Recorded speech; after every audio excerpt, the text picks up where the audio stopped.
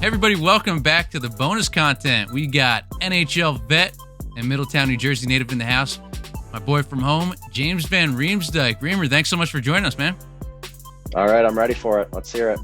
All right, let's go. First, define character. What you got? Character, I would say what you do when the lights are off. And we know what you're going to be doing Oh. potentially later when the lights are off. You're going to mention in the full episode of the Keep Swinging podcast, going for a little Yeah. plunge outside, right? Exactly. Just getting better. Yeah, 100%. You've spent over 10 years in the NHL. You've just been great at it since you were a kid playing hockey. What has been the secret to your success? The secret to the success, I would say, is just how much I enjoy it. I think again, obviously, it's just with the amount of time and commitment and energy and effort it takes to be successful and to do it for a long time. There's definitely days where that kind of you got to have that love of it to really, when you're in the nitty gritty of certain times of the year, when the days get a little bit long or whatever it may be, or the off season gets a little bit long. I think just that underlying kind of passion I have for it has definitely just been something I've always been able I've always had just for it. So it just makes, I find those sorts of things, find it fun, the process and the day-to-day of everything that comes with it. Awesome. And right now you're playing for the Philadelphia Flyers. That's the team that had drafted you. You just had such an awesome NHL career so far, and you're going to continue to do so. And I'm sure as long as you keep on applying that more and more great things will come for you. So the next thing that I wanted to ask you, I'm sure you've learned a ton of things over the course of your NHL career, whether it's stuff that you've done on the side from playing hockey or from great teammates, leaders, and mentors. But what's one thing that you would tell somebody that is easy for them to do, advice wise, that can help them self improve? I can help them self-improve. Wow. I would say just stay curious. Like, don't think that you have everything figured out. I think you always got to be willing to learn, and try to, again, maybe reinvent yourself, and things like that, just to continue to make progress. I think that's been for me something that's definitely helped a ton, is just always having an open mind for new ideas, especially when it comes to improvement and performance and stuff like that. Damn. You give so many good answers. I just want to follow up. And I'm Yeah, like, all right, go for it. stick to the bonus questions, you know? Yeah. But what would be one thing that you'd tell your younger self? Wow. One thing I tell my younger self would be, it does go by really fast. So again, it's like the Ferris Bueller's Day Off quote. You got to look around every once in a while and make sure you kind of appreciate it and realize how lucky you are to be doing what you do. So I think that would be something I'd tell my younger self. Is, again, I remember my first year, I was 20 years old, and you have the guys who are, well, I'm now 31. You'd have the 31-year-old guys telling you, "Hey, it's going to go quick. Make sure you enjoy it." I'm like, "Yeah, okay, buddy. Like, you're just whatever." That's a long time away, and we snap our fingers, and here we are. So yeah, I would say just enjoy the ride of it, and just make sure. Again, it does go by quick. So just make sure that you take it all in when the situations call for that.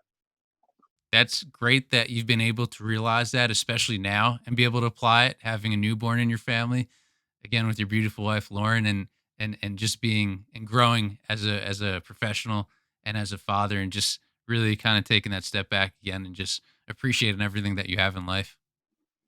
No, definitely. Again, and especially now, like you mentioned, yeah, having a family now and just being able to share this journey with them, where again I get to do something that I love, and they've got to make some sacrifices as far as just some different things with the lifestyle of just, again, a lot of travel time away from home and stuff like that. And certainly we're very blessed and fortunate to be able to live a great life, but it is tough to miss your family sometimes, and have some time away from your young baby and stuff like that. So I'm lucky that Lauren again, she holds down the fort for us a lot of the time. So definitely lucky about that. So this is a pretty good segue then. Where do you see yourself in 15 years? Just thinking about 15 years from Wow. now, and especially just Yeah. having a newborn, it's kind of Yeah, wild when you you know think what? about it. That is crazy. So she'll be probably what it should be at that point, like a junior in high school. Dude, you're I gonna be guess, planning a Sweet 16. yeah, again, 15 years, I'll probably be planning a Sweet 16. Hopefully, at that point, I guess just, um, I don't know. I think just trying to be there and offer the same sort of support that my parents offered me growing up to my kids, as far as just again trying to find something that they're as passionate about that maybe am about hockey, and have them pursue just kind of whatever makes them happy. So yeah, I would say that would be part of it for that. And then I don't know. I think I'll just with hockey, I'll always probably be involved in it some way or another. So I don't know if that's kind of paying it forward to the next generation of players and trying to maybe help people out in that aspect of it and stuff like that. So I guess we'll see. I don't know. I got some time to figure it out, but those questions again, again, we'll see. We'll see where things get dragged to.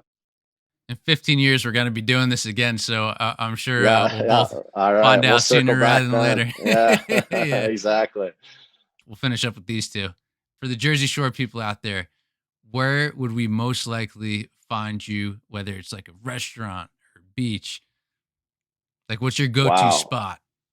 My go-to spot. So again, like it's kind of weird just because like I did move away in high school, and kind of just when I was back was kind of more intermittently since then. But I would say the spot that I would usually be at is my dad had his boat for a ton of years at the Molly Pitcher Inn. So we'd be there all the time in the summer and stuff like that. So you usually see my dad out there with a toothbrush, polishing up his boat and cleaning it off after each trip. So we like to give him a hard time about that. But yeah, probably somewhere there and just enjoying being out on the water with him.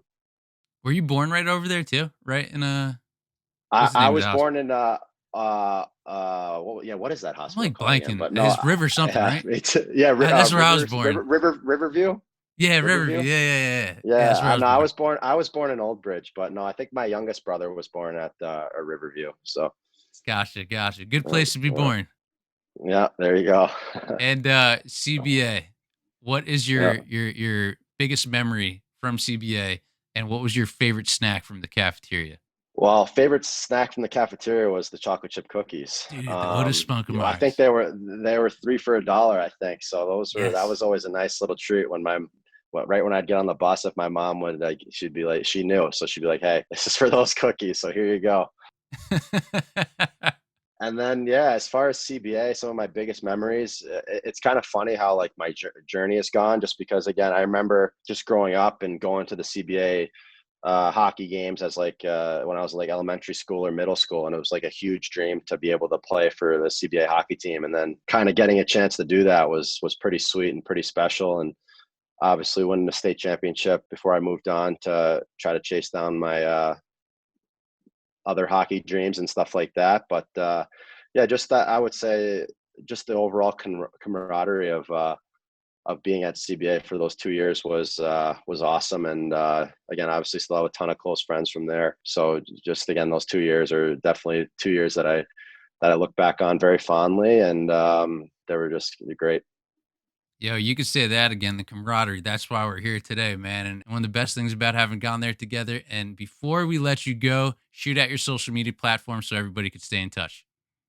Yep. So Instagram, I'm at J Van Riemsdyk, and then on Twitter, I'm at JVReamer21. Well, JVR, thank you so much for joining us here on Keep Swinging, brother.